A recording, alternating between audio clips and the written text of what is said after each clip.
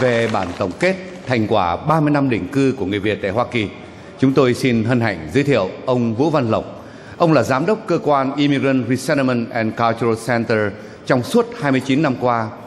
Ông là cựu đại tá quân lực Việt Nam Cộng Hòa và đồng thời cũng là một ký giả, một nhà văn với nhiều tác phẩm qua bút hiệu Giao Chỉ. Hiện nay thì ông là sáng lập viên của dự án Bảo tàng Viện Việt Nam đầu tiên ở trên thế giới thực hiện tại San Jose. Thưa quý vị, nhà văn Giao Chỉ Vũ Văn Lộc.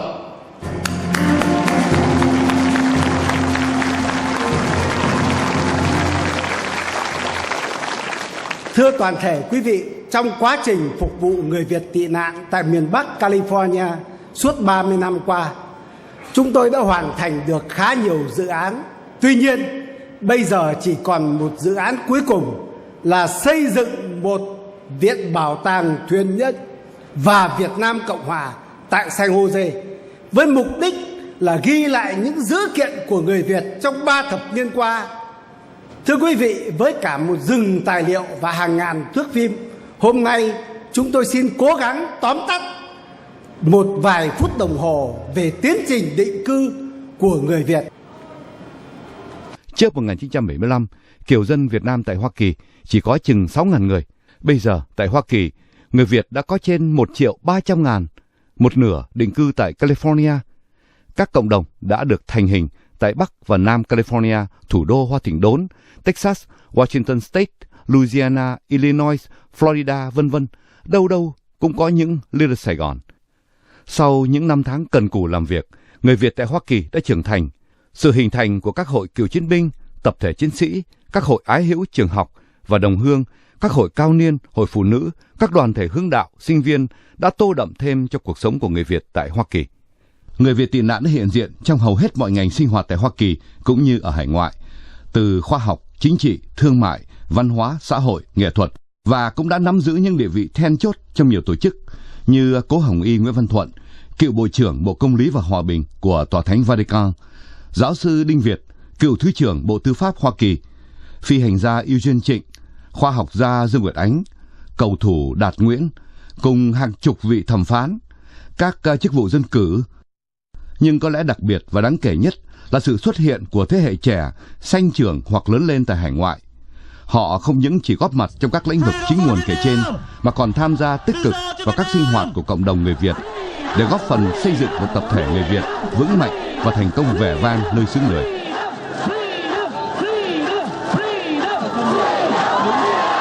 What does today mean to you? That we can finally have freedom for our country. Freedom for your country. Not giving up. Not giving up. You see, all these kids are so young, but they understand the value of freedom.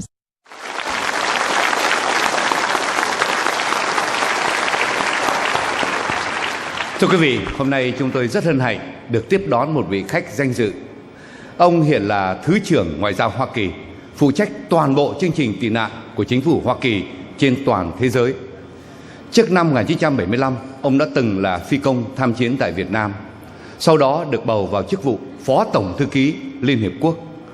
Vào năm 2004, ông đã quyết định thay đổi chính sách định cư để nhận phỏng vấn toàn bộ thuyền nhân Việt Nam hiện đang sống vất vưởng tại Phi Luật Tân, cũng như mở lại chương trình tị nạn tại Việt Nam hiện nay. Ladies and gentlemen, Assistant Secretary of the State, Mr. Arthur Jean Dewey.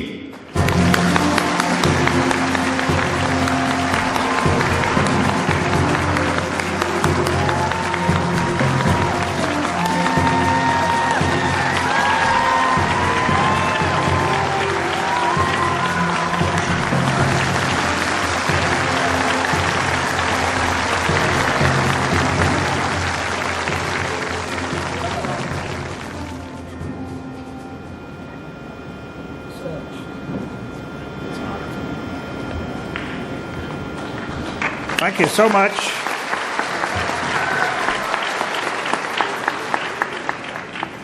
The events of this evening evoke so many separate and moving memories for all of us. The war itself, being a helicopter pilot, I had 2 full tours there and some visits in between. And also the skit which showed the the parting of families and the farewells. There were farewells on this side, too. And I had to say goodbye to my family a few times during the war. I was one of the lucky ones. I came back. There were about 50,000, over 50,000 Americans who did not. One of the memorable moments in the spring of 1975, I was in the Pentagon as chief of the political military division, and one of my action officers came in and said, we will need to prepare to accept about 125,000 refugees from Vietnam. And that was the first indication that probably anybody in the United States had of what was ahead. And of course, we did our best to make that happen. There were more than 125,000. It's nearly 1 million who left Vietnam, and the United States is proud for having done its part to provide a future and the opportunity of freedom for those who came.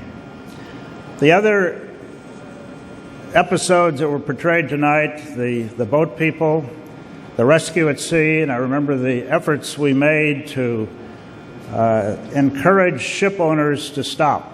The huge tankers, some of which did stop and picked up the refugees. The efforts that we made to stop the horrible practice of piracy at sea in the Gulf of Thailand, and the success we had in shutting down that terrible scourge of piracy.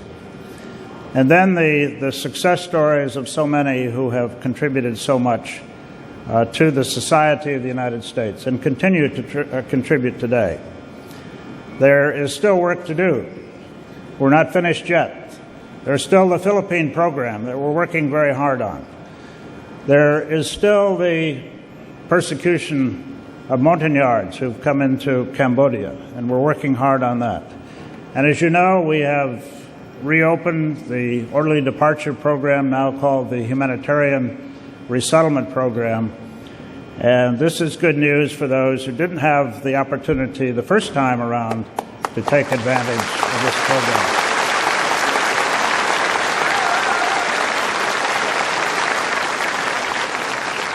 So on behalf of all the members of our Bureau, dating back decades really, and some of them that I worked with at the very end of the war are still in the Bureau, on their behalf and on behalf of all of those who continue to work today, it is with great pride and I consider it a great honor to accept this award on their behalf. Thank you very much.